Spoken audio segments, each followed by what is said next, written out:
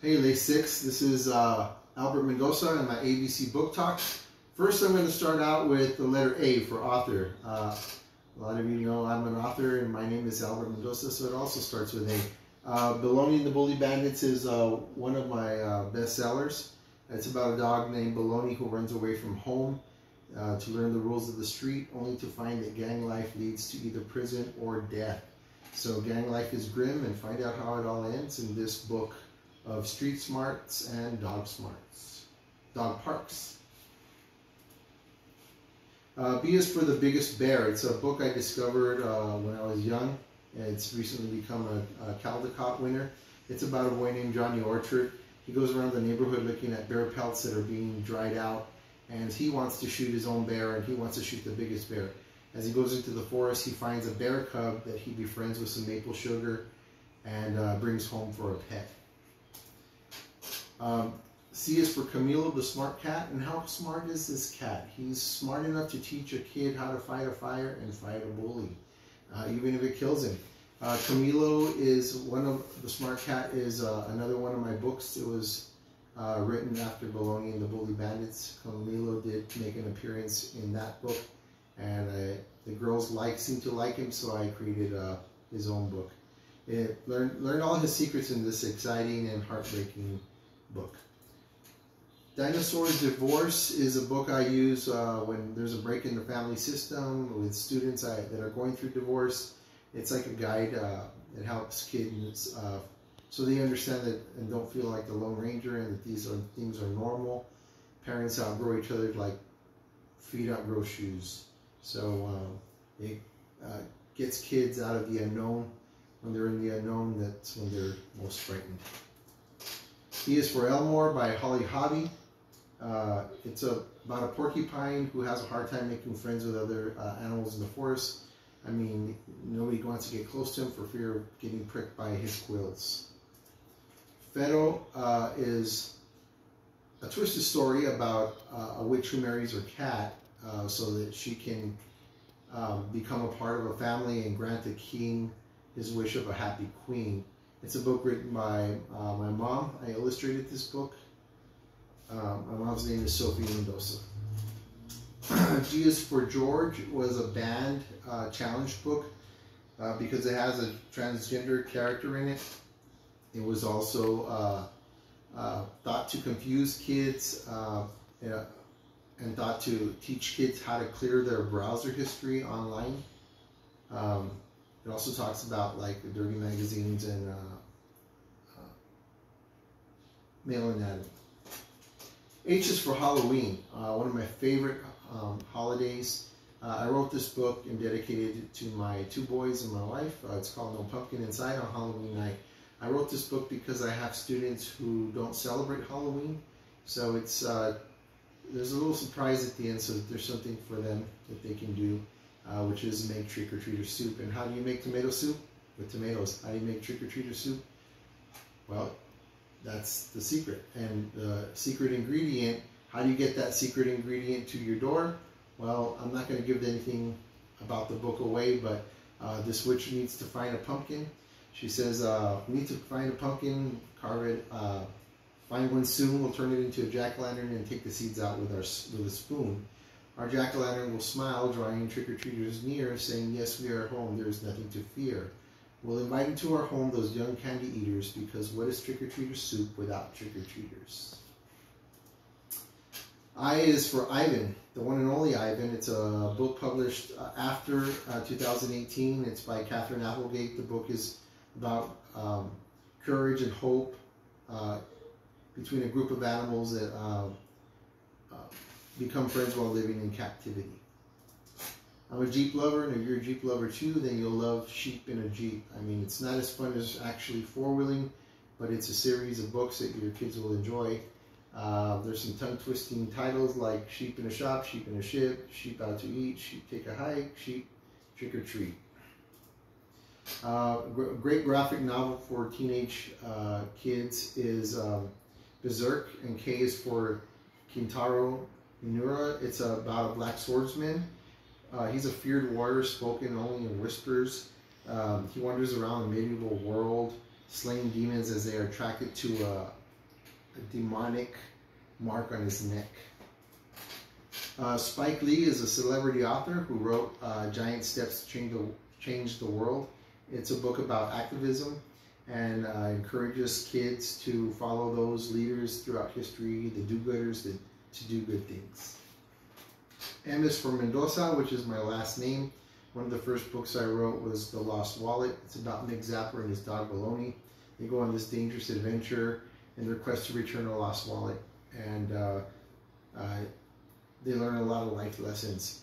Find out if doing the right thing really pays off. I've never heard of these before, but they're pretty neat. Wordless. This is a wordless book called Noah, and it has no words in it, which is pretty strange. It follows Noah's Ark in the biblical text, and it touches upon Noah's relationship with God, his wife, family, nature, and humanity. O is for obesity. A lot of students find out that they're obese at the nurse's office when she checks and finds that black mark on her neck, and sends them to the counselor's office crying because they feel that they have diabetes. And I thought this book would be great. It's the first obesity book on the market, and I wrote it during Michelle Obama's campaign of Let's Move.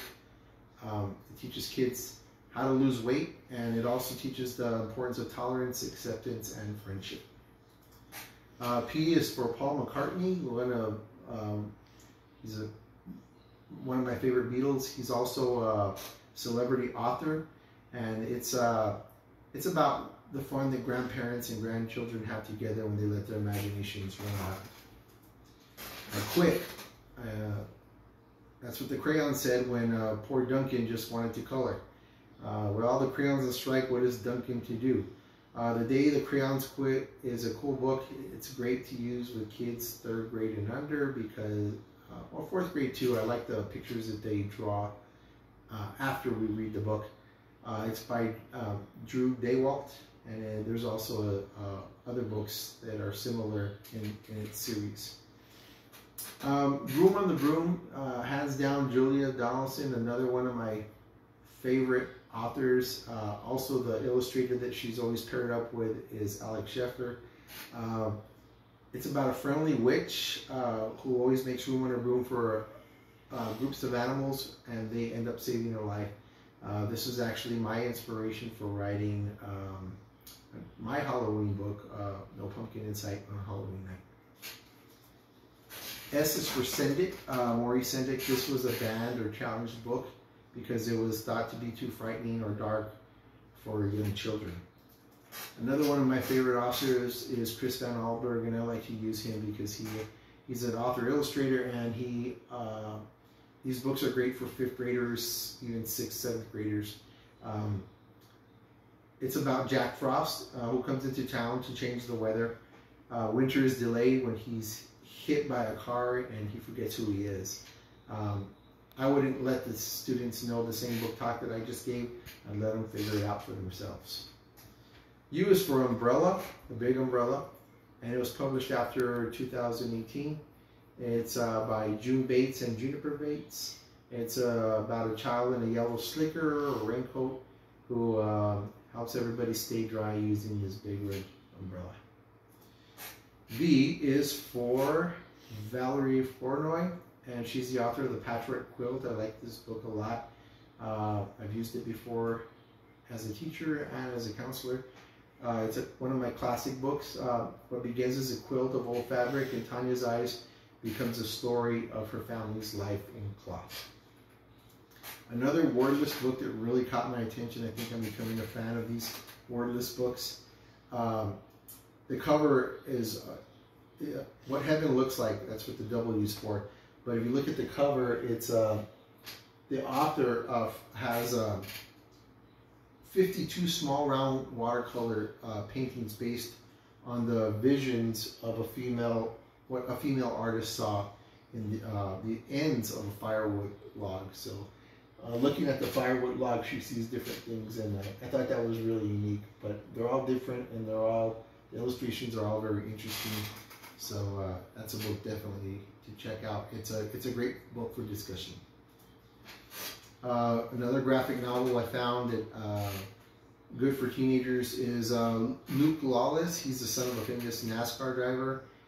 Even though he's kind of like a rich kid that can afford all the expensive dirt bikes and stuff, he's going to be in this BMX competition called the BMX Blitzkrieg, and it's this whole course has been kept under wraps, so nobody knows what's around every twist and turn.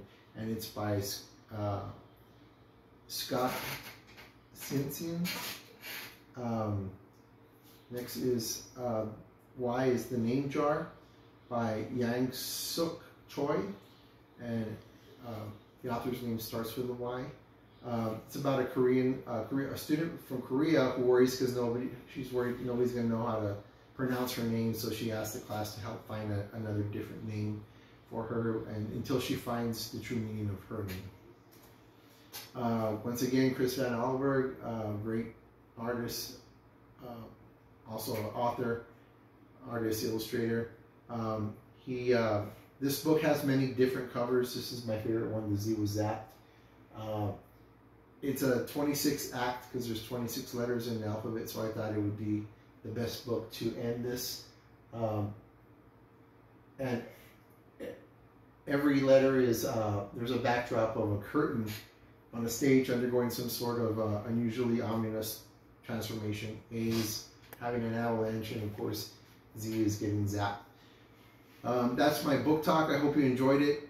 If you want to know what I've done with some of the books with my classes or with kids, I'd be happy to share that, or any questions about my personal books or illustrations and where the inspiration came from, I'd be happy to share that as well.